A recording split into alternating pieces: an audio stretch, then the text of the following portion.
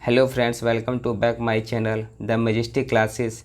आज हम भौतिक विज्ञान का पहला पार्ट लेके आए हैं और यह बीएसएससी के द्वारा पूछा गया क्वेश्चन है और आज इसका हम डिस्कशन भी देखेंगे। अगर आप हमारे चैनल पर नए हैं तो चैनल को सब्सक्राइब कर लें और बेल आइकन को दबा लें ताकि जो भी हम न्यू वीडियो डालें वो आपको उसका अपडेट मिले। तो चलिए शुरुआत करते हैं क्वेश्चन नंबर 1 से। क्वेश्चन नंबर 1 है, एसआई पद्धति में तापमान का मात्रक क्या होता है।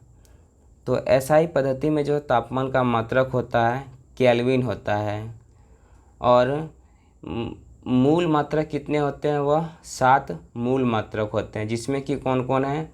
तो लंबाई को किस में होते हैं, मीटर में।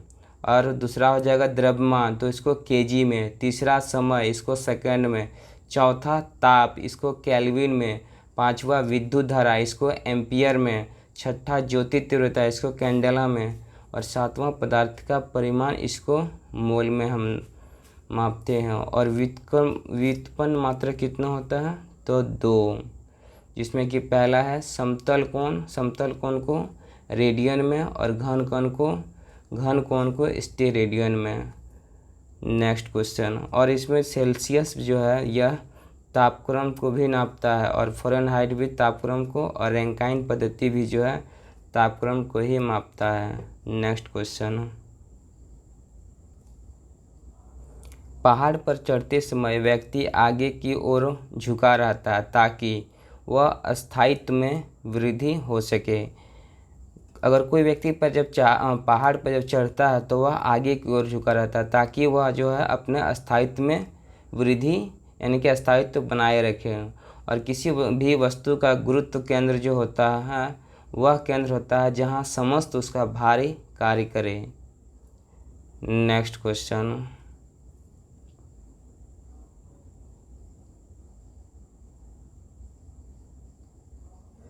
एक क्रिकेट खिलाड़ी गेंद को पकड़ते समय अपने हाथ को नीचे कर लेता है, ऐसा उसे चोट लगने से बचाता है। यह किस नियम का सिद्धांत है, तो यह न्यूटन के दूसरे नियम के अनुसार यह लागू होता है। और यह न्यूटन का दूसरा नियम कहता है कि संवेग के संरक्षण का सिद्धांत है। और न्यूटन का दूसरा नियम यह कहता है कि किसी वस्तु के संवेग में परिवर्तन की दर उस वस्तु पर आरोपित बल के समानुपाती होता है। किसी वस्तु के संवेग में परिवर्तन की दर उस वस्तु पर आरोपित बल के समानुपाती होता है। और बल का व्यंजन भी जो है न्यूटन के दूसरे गति के नियम से प्राप्त होता है। और बल का व्यंजन क्या होता है, F बराबर क्या होता है, तो एम क्या है यहाँ पे, मास यानी कि द्रव्यमान, और क्या है ए एक्सेलरेशन यानी कि त्वरण।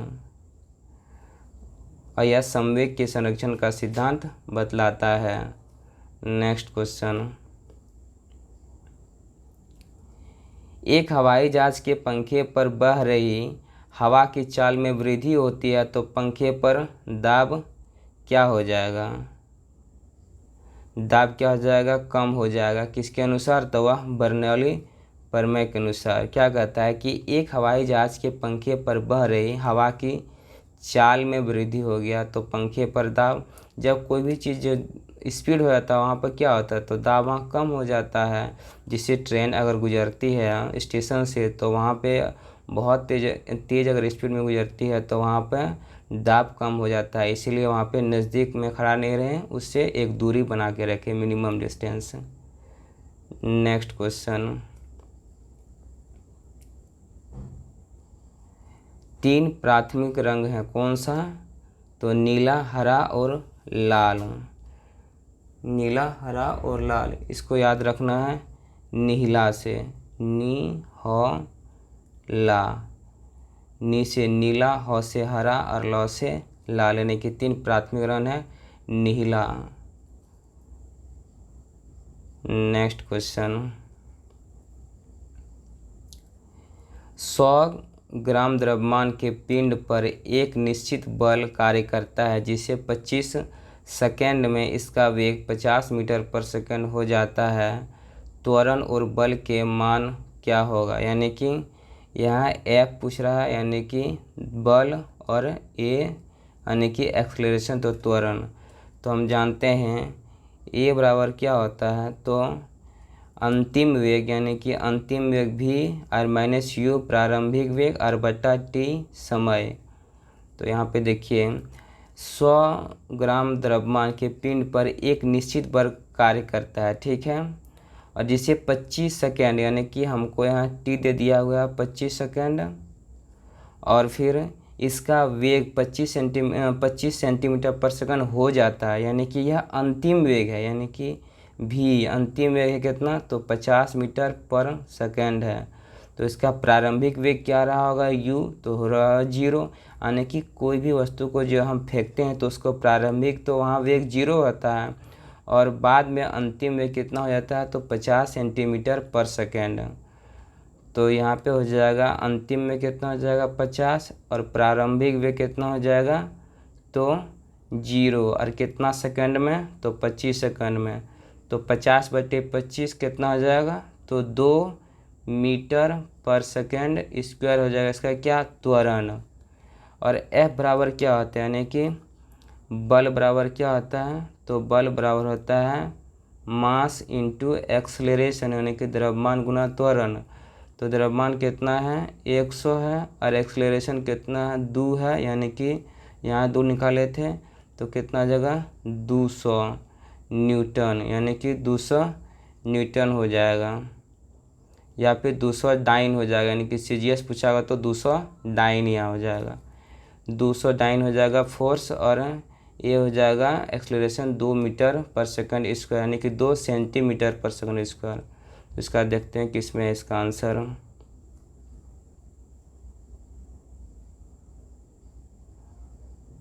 तो देखिए फ्रेंड्स, इसका आंसर है ऑप्शन नंबर ए में। इसका ऑप्शन है ए, 2 सेंटीमीटर पर सेकंड स्क्वायर 200 डाइन। अगर दोस्तों आपको समझ में आया होगा तो वीडियो को ज़रूर एक बार लाइक करें।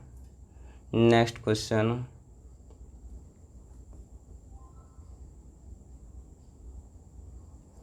वेग त्वरण व तय की गई दूरी के संबंध में कौन सा कथन सही है। तो यह कौन सा कथन हो जाएगा, इसमें हो जाएगा v² बराबर u² प्लस 2as, v² बराबर u² प्लस 2as, ये कथन सही हो जाएगा। और यह न्यूटन का तीसरा गति नियम है। और s बराबर ut प्लस हाफ ut² में इसमें क्या पता चलता है, तो इससे हम विस्थापन और समय इससे निकलता है, और यह न्यूटन का दूसरा गति नियम है। और v बराबर u प्लस at, यह वेग और समय इससे निकलता है, और यह न्यूटन का पहला गति नियम है। नेक्स्ट क्वेश्चन,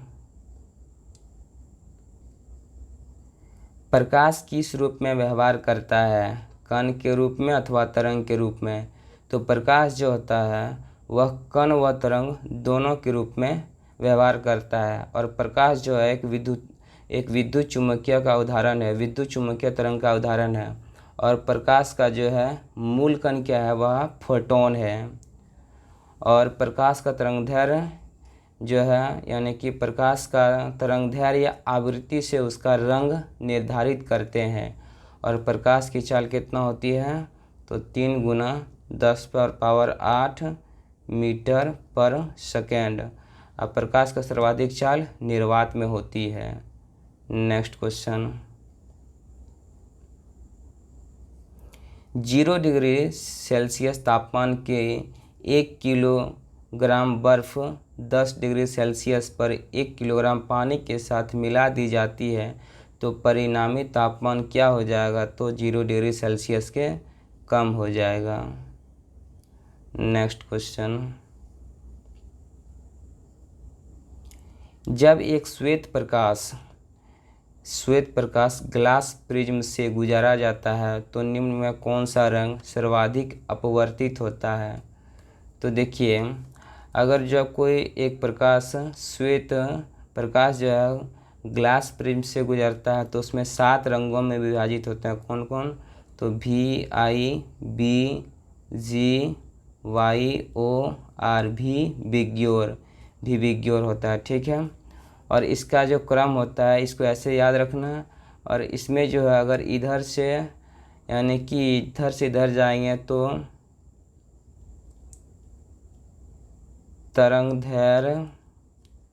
तरंगधैर्घ्य इसका जो इधर से जाएगा तो तरंगधैर्घ्य इसका बढ़ेगा, तरंगधैर्घ्य बढ़ेगा। यानी कि लेफ्ट से राइट की ओर जाएंगे तो तरंगधैर्घ्य बढ़ेगा। और आवृत्ति ऊर्जा और अपवर्तनांक ये घटेगा। आवृत्ति ऊर्जा और अपवर्तनांक ये घट जाएगा। तो इसमें सबसे ज़्यादा जो तरंगधैर्घ्य हो जाएगा वह लाल रंग का हो जाएगा, और सबसे कम तरंगधैर्घ्य बैंगनी रंग का हो जाएगा, और सबसे ज़्यादा अपवर्तनांक जो हो जाएगा वह बैंगनी रंग का हो जाएगा, और सबसे कम अपवर्तनांक ये हो जाएगा लाल रंग का हो जाएगा। तो फ्रेंड्स इसको एक बार आप लिख करके याद कर लीजिएगा। तो इसका आंसर क्या हो जाएगा, यानी कि अब देखिए इसमें ऑप्शन के अनुसार तो सबसे कम इसका सर्वाधिक अपवर्तित यानी कि सर्वाधिक अपवर्तनांक किसका रहता है, बैगनी का, यानी कि बैगनी तो ऑप्शन में है नहीं। उसके बाद इंडिगो भी नहीं है। तो उसके बाद तीसरा नंबर यानी कि ऑप्शन के अनुसार तीसरा नंबर बी यानी कि ब्लू यानी कि नीला यहाँ पे है। तो इसका आंसर हो जाएगा नीला। लेफ्ट टू राइट जाएंगे तो तरंगधैर्घ्य बढ़ेगा और आवृत्ति ऊर्जा और अपवर्तनांक का मान घटेगा। नेक्स्ट क्वेश्चन, दूध की शुद्धता की जांच किस यंत्र से की जाती है। तो दूध की शुद्धता की जांच जो है लैक्टोमीटर से की जाती है। और दूध में वसा की जांच जो है ब्यूटेरियोमीटर से, किससे, तो ब्यूटेरियोमीटर से की जाती है। और हाइड्रोमीटर से जल का आपेक्षिक घनत्व, जल का आपेक्षिक घनत्व जो है हाइड्रोमीटर। अब वही हाइग्रो यानी कि हाइग्रो यहाँ पर रहता है तो आपेक्षिक आर्द्रता। फेदोमीटर से समुद्र की गहराई नापते हैं, और मैनोमीटर से गैसों की दाब। नेक्स्ट क्वेश्चन, प्रकाश का वेग कितना होता है। तो प्रकाश का वेग जो होता है 3 × 10⁸ मीटर पर सेकंड, लेकिन यहाँ पूछा कितना है, किलोमीटर पर सेकंड। तो इसको चेंज करने के लिए 10 से पावर 3 में यहाँ पे भागा दे देंगे। तो 10 यहाँ ये भी 10 ये भी 10 यानी कि बेस सेम है तो इसका पावर घट जाएगा, यानी कि 3 × 10⁵ किलोमीटर पर सेकंड, यानी कि ऑप्शन नंबर ए 3 × 10⁵ किलोमीटर पर सेकेंड। नेक्स्ट क्वेश्चन,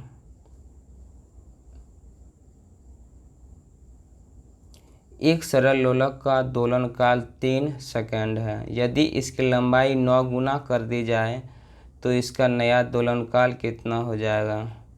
तो हम जानते हैं कि t बराबर क्या होता है, यानी कि आवर्तकाल बराबर 2π√L/g। अगर इसको कांस्टेंट यहाँ पे नियत मान लिया जाए तो अगर लंबाई बढ़ाएंगे तो आवर्तकाल बढ़ेगा और लंबाई घटाएंगे तो आवर्तकाल घटेगा, यानी कि t जो समानुपाती होता है किसका, तो √L का।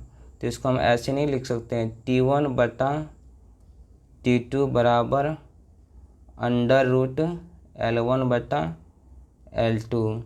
तो T1 कितना है, सरल लोलक का दोलन काल जो है पहला जो सेकंड है वह 3 सेकंड था, ठीक है 3 हो गया T1। तो इसकी नया दोलन यानी कि T2, तो इसको निकालना है, T2 यहाँ छोड़ देंगे और √ पहले जो सरल लोलक का दोलन काल यानी कि पहले इसकी लंबाई 1 होगी और बाद में इसका कितना आ गया 9 गुना यानी कि 9। तो यानी कि इसको यहाँ पे लिखेंगे तो 3/T2 बराबर 1/3 यानी कि 9 का क्या हो जाएगा √ तो 3। तो T2 बराबर क्या हो जाएगा, तो 3 × 3 करेंगे तो 9 कितना हो जाएगा, तो इसका आंसर हो जाएगा 9 हो जाएगा। नेक्स्ट क्वेश्चन, एक लेंस की क्षमता +25 डायोप्टर है तो लेंस की फोकस दूरी सेंटीमीटर में क्या होगी। तो तो लेंस की क्षमता क्या होती है, P बराबर 1/f, P बराबर 1/f, और f यहाँ हमेशा मीटर में होता है, ठीक है। तो f यहाँ पे दे दिया क्या हुआ, क्षमता, यानी कि p का मान दे दिया हुआ और फोकस जरूर निकालना है। तो f बराबर हो जाएगा 1/p, तो 1/2.5 और इसको हमको निकालना किस में है, तो सेंटीमीटर में।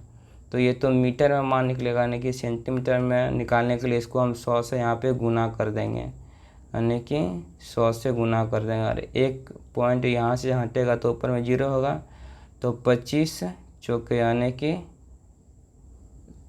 25 चौका 100, यानी कि हर एक 0 यहाँ पे हो जाएगा, तो 40, कितना हो जाएगा, 40 हो जाएगा आंसर। नेक्स्ट क्वेश्चन, एक अश्व शक्ति लगभग बराबर होते कितने, तो 746 वाट के बराबर, और कभी कभी 735.5 के बराबर भी देगा ऑप्शन में, तो जैसा ऑप्शन रहेगा वैसा मारिएगा। नेक्स्ट क्वेश्चन, निम्नलिखित में किसी ऊर्जा के व्यापारिक मात्रा के रूप में प्रयोग करते हैं, तो व्यापारिक मात्रा के रूप में किलोवाट घंटा का उपयोग करते हैं, किसका, तो किलोवाट घंटा का उपयोग करते हैं। नेक्स्ट क्वेश्चन, ऊर्जा की विमा क्या है, तो ऊर्जा की विमा क्या होती है, यानी कि ऊर्जा यानी कि वर्क, कार्य बराबर क्या होता है, F/S, ठीक है, F/S हो गया। तो यहाँ जो फोर्स यानी कि फोर्स की जो विमा होता है, यानी कि बल की विमा ML/T-2, इसको हम नेक्स्ट वीडियो में कभी हम डायमेंशन निकालने के लिए हम बताएं कैसे निकलता है डायमेंशन। और यहाँ बल गुना विस्थापन, यानी कि वर्क बराबर फोर्स इंटू डिस्प्लेसमेंट, यानी कि विस्थापन, विस्थापन को किस में, तो लेंथ में लेते हैं, यानी कि लेंथ, तो ML²T-2, तो क्या हो जाएगा, ML²T-2 हो जाएगा ऊर्जा की विमा। Next question, hydro electric power हाउसों में किसी विद्युत ऊर्जा में परिवर्तित किया जाता है, तो जल विद्युत संयंत्र में जो है जल की स्थितिज ऊर्जा को गतिज ऊर्जा में परिवर्तित किया जाता है। अब इससे कुछ क्वेश्चन पूछे जाते हैं। बैटरी जो है रासायनिक ऊर्जा को विद्युत ऊर्जा में चेंज करता है, और सोलर प्लेट जो है सौर ऊर्जा को विद्युत ऊर्जा में, जनरेटर जो है यांत्रिक को विद्युत में, और मोटर जो है विद्युत को यांत्रिक में बदलता है। और सौर ऊर्जा में किसका, सौर पैनल में जो होता है सिलिकॉन और जर्मेनियम का उपयोग किया जाता है, अर्धचालक है। नेक्स्ट क्वेश्चन, निम्न में कौन सर्वाधिक रेडियो एक्टिव है, तो सर्वाधिक रेडियो एक्टिव जो है वह रेडियम है। रेडियम जो है पिसे हुए नमक के समान होती है, और यह धरती पर बहुत कम पाई जाती है, और इसकी खोज पीरे क्यूरी और मेरी क्यूरी ने की थी, कब, 1898 में। और यूरेनियम और थोरियम जो है परमाणु ऊर्जा उपयोग में किया जाता है न्यूक्लियर पावर प्लांट में, किसका, तो यूरेनियम और थोरियम का। नेक्स्ट क्वेश्चन, दो ऊर्ध्वाधर टीलों के मध्य खड़ा हुआ एक व्यक्ति ध्वनि उत्पन्न करता है, दो क्रमिक प्रतिध्वनियों को 4 सेकंड एवं 6 सेकंड पर सुना जाता है, तो टीलों के मध्य की दूरी ज्ञात कीजिए यदि वायु में ध्वनि की चाल 320 मीटर पर सेकंड है। तो फ्रेंड्स इसको अच्छे से समझिएगा, देखिए बहुत बेहतरीन इसको बताएं क्वेश्चन को। दो ऊर्ध्वाधर टीला यानी कि एक टीला और एक टीला, ये दो टीला हो गया। दो ऊर्ध्वाधर टीलों के मध्य एक यहाँ पे मध्य, इसके मध्य एक व्यक्ति यहाँ पे खड़ा है, ठीक है। और एक व्यक्ति ध्वनि उत्पन्न करता है, यानी कि ये जो व्यक्ति है यहाँ पे ये ध्वनि उत्पन्न करेगा। प्रतिध्वनि कब उत्पन्न होता है, जब एक सतह से जाके टकराता है आवाज़ और फिर वापस आ जाता है, तो उसमें प्रतिध्वनि उत्पन्न होता है, ठीक है। और यह दो क्रमिक ध्वनियों को जो है, जैसे यहाँ पे बोलेगा तो एक बार इधर जाएगा और फिर एक बार इधर से आएगा तो प्रतिध्वनि यहाँ पे होगा, फिर एक बार इधर जाएगा और फिर एक बार इधर जाएगा तो प्रतिध्वनि उत्पन्न होता है। और एक बार इसको 4 सेकंड लगता है यहाँ पे प्रतिध्वनि उत्पन्न करने में, और इसको एक बार लगता है 6 सेकंड लगता है। ठीक है, तो इसको बोलता है कि टीलों के मध्य की दूरी ज्ञात कीजिए, यानी कि यहाँ से लेकर यहाँ तक की जो है दूरी ज्ञात करने के लिए बोलता है। और यहाँ पे दे दिया हुआ है 320 मीटर पर सेकंड चाल दे दिया हुआ है, यानी कि हम पहले यहाँ से यहाँ तक इसका चाल निकालते हैं। तो चाल बराबर क्या हो जाता रहता है, चाल बराबर हो जाता है दूरी बटा समय। तो चाल कितना दिया हुआ, 320 दिया हुआ है, और दूरी कितना हो जाएगा, यानी कि अगर ये x इसको हम मान लेते हैं दूरी और इसको y, तो x एक बार इधर गया दूरी और एक बार इधर आया तो कितना हो जाएगा 2x हो जाएगा। ठीक है, यानी कि एक बार इधर गया और फिर एक बार इधर से, यानी कि एक बार इधर गया और फिर एक बार इधर, यानी कि एक बार जाना आना तो x और x, तो 2x दूरी हो गया। और समय कितना, तो 4 सेकंड, यानी कि 4 सेकंड, तो 2 दूनी 4, और जब यहाँ 2 से गुना हो जाएगा तो x का मान कितना हो जाएगा, तो 32 दूनी 64, यानी कि 640 मीटर। अब ऐसे ही हम दूसरा देखते हैं, यानी कि चाल बराबर, इसमें दूरी बटा समय हो जाएगा, तो चाल कितना हो जाएगा 320, और दूसरा यहाँ समय 2y और समय कितना, तो 6, तो 2 तिया 6, यहाँ से जब 3 में गुना हो जाएगा तो y बराबर हो जाएगा 32 तिया 96, यानी कि 960 मीटर। x का मान यहाँ 640 और y का मान 900, जब दोनों को जोड़िएगा तो हो जाएगा 1600 मीटर। उम्मीद करते हैं दोस्तों आपको समझ में आया होगा। नेक्स्ट क्वेश्चन,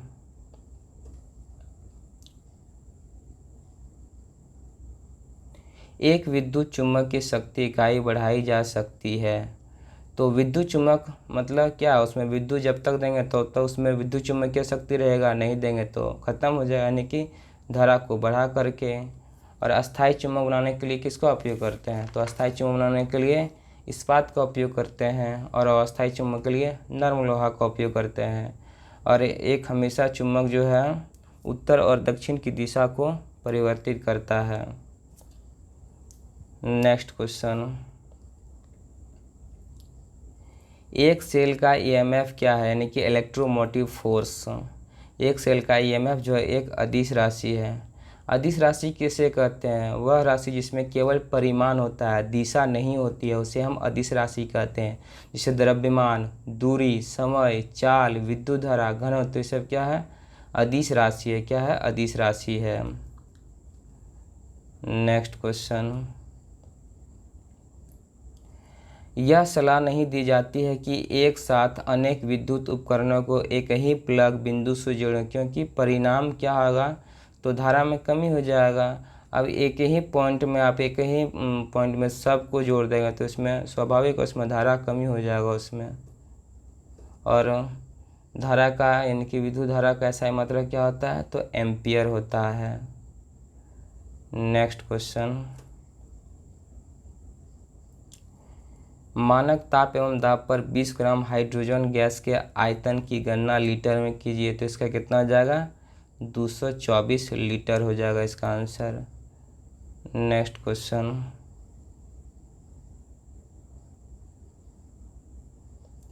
एक परमाणु बम के विस्फोट में अपार ऊर्जा निःसृत होती है, यह मुख्यतः क्या होती है, तो यह जो कारण है आरंभिक पदार्थ के द्रव्यमान की अपेक्षा कम द्रव्यमान वाले पदार्थ के उत्पाद के कारण, यानी कि द्रव्यमान में जो परिवर्तन होता है, यानी कि आरंभिक पदार्थ का जो है द्रव्यमान में परिवर्तन में जो है अपार ऊर्जा जो है निकलता है। और परमाणु ऊर्जा में जो होता है नाभिकीय, यानी कि परमाणु बम में जो होता है नाभिकीय विखंडन के सिद्धांत पर कार्य करता है परमाणु बम। और हाइड्रोजन बम नाभिकीय संलयन पे, और सूर्य में जो ऊर्जा का स्रोत होता है वो भी नाभिकीय संलयन। परमाणु बम नाभिकीय विखंडन, हाइड्रोजन बम नाभिकीय संलयन, और सूर्य में ऊर्जा का स्रोत नाभिकीय संलयन। नेक्स्ट क्वेश्चन, ऊर्जा संचित होती है किसमें, तो एटीपी में, यानी कि एडिनोसाइन ट्राइफॉस्फेट। ऊर्जा जो संचित होती है वह किसके रूप में, तो एटीपी के रूप में। 38 एटीपी जो मिलकर एक ऊर्जा का निर्माण करता है। और हमारे शरीर में जो अधिकतम एटीपी का निर्माण जो होता है क्रेब्स चक्र के दौरान होता है। नेक्स्ट क्वेश्चन, लंबाई के निम्नलिखित मापन में प्रतिशत त्रुटि ज्ञात कीजिए। तो इसका आंसर हो जाएगा 1.61 और 0.16%। नेक्स्ट क्वेश्चन,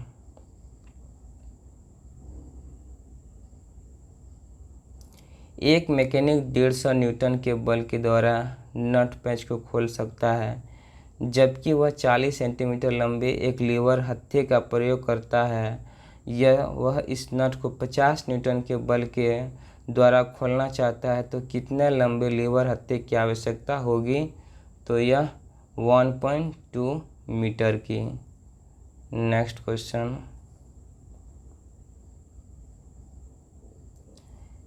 एक पुल से एक पत्थर को नदी में स्वतंत्र रूप से छोड़ दिया जाता है, यानी कि पुल ऊपर है, पुल से एक पत्थर यानी कि नदी नीचे है तो छोड़ दिया जाता है। यह नदी में जल की सतह को स्पर्श करने में 5 सेकंड लेता है, ठीक है। और जल की सतह से पुल की ऊंचाई ज्ञात करें, यानी कि इसमें हाइट का इसमें पूछ रहा है, यानी कि ये नदी बह रही है, ऊपर में पुल है तो इसके यहाँ पर हाइट पूछ रहा है। तो इसको हम कैसे निकालेंगे, तो जैसे होता है ना, न्यूटन के दूसरा नियम में क्या था, वहाँ था S बराबर ut प्लस हाफ AT², लेकिन हमको यहाँ पे गुरुत्वाकर्षण में जो इसका यूज करेंगे तो H बराबर हो जाएगा, H बराबर क्या हो जाएगा, ut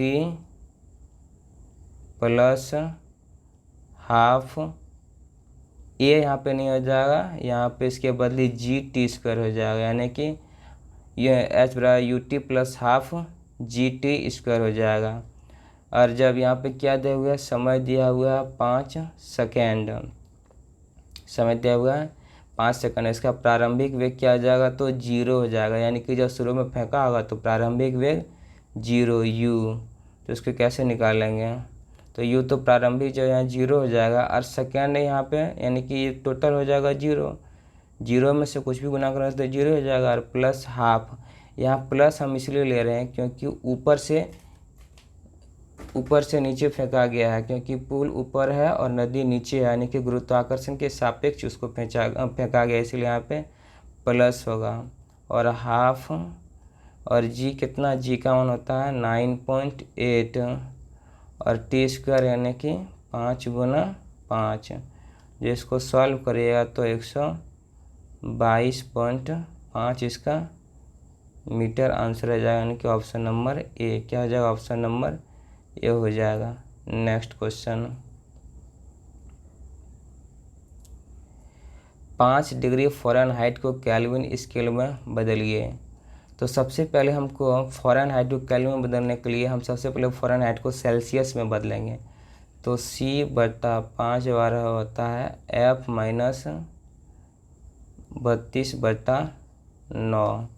तो C कितना है, 5 है, और सॉरी C5 यहाँ पे नहीं है, 1 मिनट, C/5 और F माइनस 32/9, ठीक है।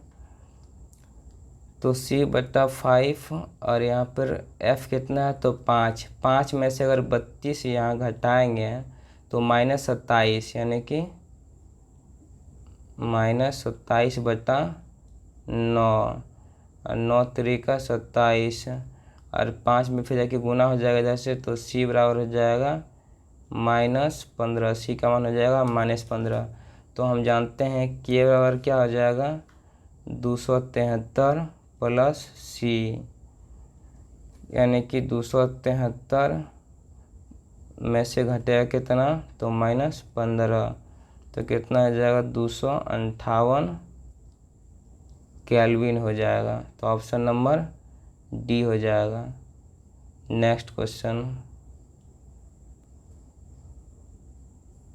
नेक्स्ट क्वेश्चन है, जब एक वस्तु को 75 डिग्री के कोण पर झुकी हुई दो समतल दर्पणों के मध्य रखा जाता है तो निर्मित प्रतिबिंबों की संख्या कितनी है। तो प्रतिबिंब निकालने के लिए 360/n-1 करते हैं, तो 360/75 यानी कि 360/θ-1, 360/θ-1, तो 360/75-1 इसमें से भाग देंगे तो 4.8 -1 तो कितना हो जाएगा 3.8 आ गया। तो इसको हम क्या लेंगे, तो इसमें 3.8 में हम 3 ही लेंगे, क्योंकि इसको हमको जो हमेशा इसमें हम विषम संख्या में इसको लेते हैं, यानी कि 3.8 तो आपको मन में आएगा कि इसको 4 लेंगे, नहीं, तो इसको हम 3 ही लेना है, क्योंकि इसको हमेशा विषम में लेते हैं, तो 3 हो जाएगा।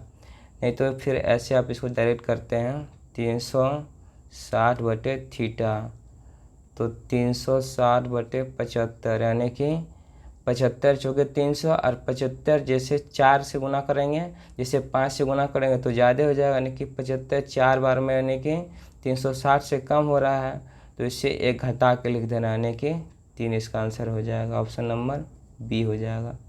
नेक्स्ट क्वेश्चन, कार में दृश्यावलोकन के लिए किस प्रकार के शीशे का उपयोग करता है, यानी कि पीछे की वस्तु को देखने के लिए उत्तल दर्पण का उपयोग किया जाता है, यानी कि कॉन्वेक्स मिरर, और हेडलाइट में किसका उपयोग किया जाता है, तो अवतल दर्पण का उपयोग किया जाता है। नेक्स्ट क्वेश्चन,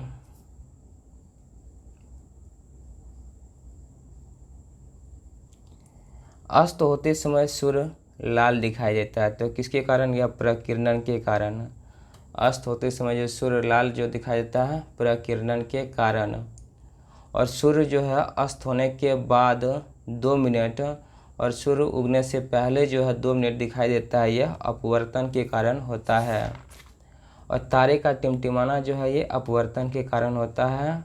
और पानी भरी बाल्टी में छड़ जो है डालने के बाद वह टेढ़ा दिखाई देता है, वह भी अपवर्तन का यानी कि उदाहरण है। और आकाश नीला जो वह प्रकिरण के कारण दिखाई देता है।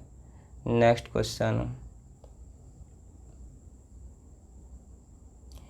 पृथ्वी तल से किसी वस्तु का प्लायन वेग निम्नलिखित पर निर्भर करता है, तो प्लायन वेग का मान कितना होता है, पृथ्वी के लिए 11.2 किलोमीटर पर सेकेंड और चंद्रमा के लिए 2.3 किलोमीटर पर सेकेंड।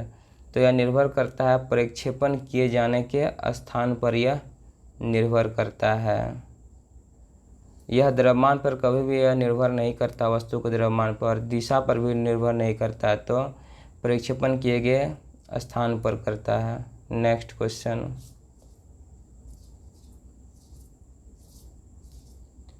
जल के वाष्प में परिवर्तन कहलाता है क्या, तो यह भौतिक परिवर्तन कहलाता है। अब इसकी कुछ एग्जाम्पल है, भौतिक परिवर्तन के एग्जाम्पल क्या क्या हैं, तो जल के वाष्प में परिवर्तन, जल के बर्फ में बदलना, मोम का पिघलना और पानी का उबलना, या जो भौतिक परिवर्तन। भौतिक परिवर्तन किसे कहते हैं, जो वह परिवर्तन होने के बाद फिर उसी अवस्था में आ जाए, उसी को कहते हैं हम भौतिक परिवर्तन। अब वही रासायनिक परिवर्तन जो है फिर वह उस अवस्था में वापस नहीं आ सके, तो उसे कहते हैं रासायनिक परिवर्तन। नेक्स्ट क्वेश्चन,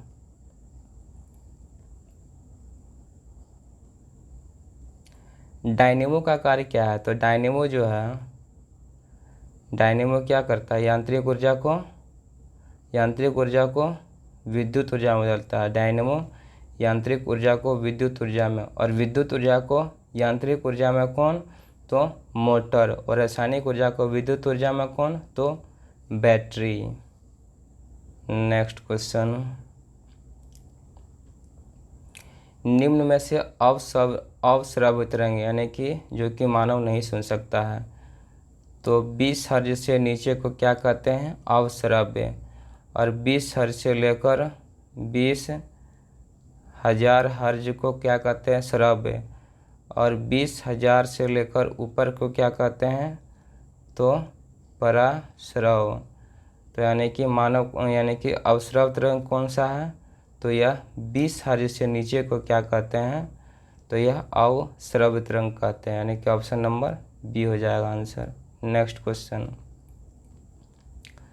दूध की शुद्धता किस में मापी जाती है, तो यह लैक्टोमीटर से, और दूध में वसा की मात्रा ब्यूटेरियोमीटर से, और हाइग्रोमीटर आपेक्षिक आर्द्रता, और हाइड्रोमीटर आपेक्षिक घनत्व। नेक्स्ट क्वेश्चन, ऊष्मा के स्थानांतरण का कारण क्या है, तो यह ताप में अंतर के कारण ही जो है ऊष्मा का स्थानांतरण होता है। नेक्स्ट क्वेश्चन, इंद्रधनुष के किनारे के रंग क्या होता है, तो इंद्रधनुष में 7 रंग होते हैं, VIBGYOR।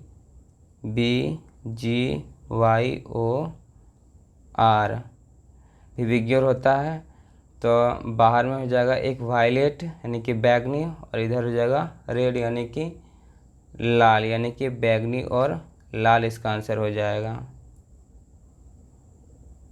और ये इसका अगर इधर लेफ्ट से राइट यानी कि बाएं से दाएं की ओर जाएगा तो आवृत्ति ऊर्जा इसका क्या होगा, घटेगा, और तरंगदैर्घ्य बढ़ेगा। नेक्स्ट क्वेश्चन, ऊर्जा का वही मात्रक होता है जो होता है किसका, तो कार्य का। ऊर्जा का ऐसा ही मात्रक क्या होता है, जूल होता है, और कार्य का भी मात्रक क्या होता है, जूल होता है। शक्ति का मात्रक क्या होता है, वाट होता है। और बल का मात्रक न्यूटन होता है, और त्वरण का मात्रक मीटर पर सेकंड स्क्वायर होता है। नेक्स्ट क्वेश्चन,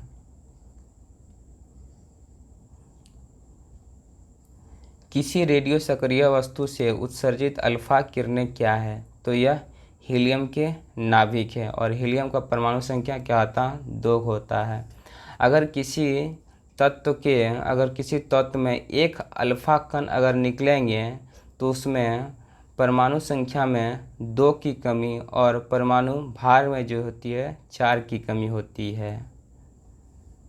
नेक्स्ट क्वेश्चन, बल का एसआई मात्रक क्या होता है, तो न्यूटन। अब बल का सीजीएस मात्रक क्या होता है, तो डाइन। और कार्य का एसआई मात्रक जूल, और काल का सीजीएस मात्रक तो अर्ग होता है। और 1 बराबर कितना होता है, 1 अर्ग बराबर होता है 10⁻7 होता है। नेक्स्ट क्वेश्चन, अच्छी प्रतिरोध कुंडलियाँ होती है किसमें, तो यह लोहे में होती है, क्योंकि प्रतिरोध जिसमें अगर ज़्यादा होगा तो उसमें तो करंट कम पास होगा। तो चांदी का जो है प्रतिरोध कम होता है, इसलिए इसमें विद्युत का सर्वाधिक अच्छा चालक होता है चांदी होता है। तो इसका आंसर क्या आ जाएगा, लोहा। नेक्स्ट क्वेश्चन, दाब बढ़ाने पर बर्फ़ का गलनांक क्या होता है, तो घटता है। यानी कि बर्फ़ पर अगर दाब हम बढ़ाएंगे तो वह धीरे धीरे वह पिघलेगा, यानी कि जल्दी वह नहीं पिघलेगा।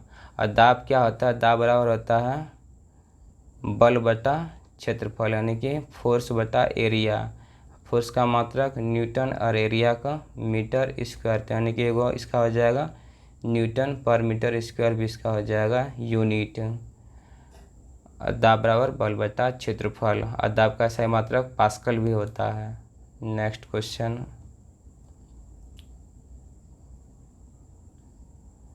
किसी भी धातु की अधिकतम चाल कितनी हो सकती है, तो वह प्रकाश की चाल के बराबर हो सकती है, उससे अधिक नहीं होती है, यानी कि 3 × 10⁸ मीटर पर सेकंड होता है। 3 × 10⁸ मीटर पर सेकंड हो सकती है अधिकतम चाल। और यह प्रकाश जो है किसका, तो विद्युत चुम्बकीय तरंग का उदाहरण है। नेक्स्ट क्वेश्चन, ग्रह को उनकी कक्षा में बांधे रखने वाली बल को क्या कहते हैं, तो वह गुरुत्वाकर्षण बल कहते हैं। और धरती पर जो सबसे कमज़ोर बल जो होता है वह गुरुत्वाकर्षण बल होता है, और सबसे मजबूत बल जो होता है वह नाभिकीय बल होता है। नेक्स्ट क्वेश्चन,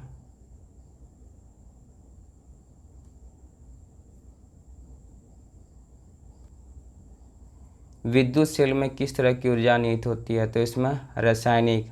रासायनिक से इसमें किसमें तो विद्युत में बदलता है। विद्युत सेल में क्या होती है तो रासायनिक को विद्युत में बदलता है। नेक्स्ट क्वेश्चन, डेसिबल किसकी इकाई है तो डेसिबल जो है ध्वनि की तीव्रता की इकाई है डेसिबल। अब प्रतिरोध का एसआई यूनिट क्या होता है तो ओम होता है। और विशिष्ट प्रतिरोध का ओम मीटर, विशिष्ट प्रतिरोध का ओम मीटर।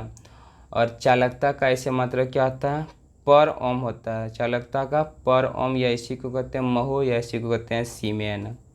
Next question,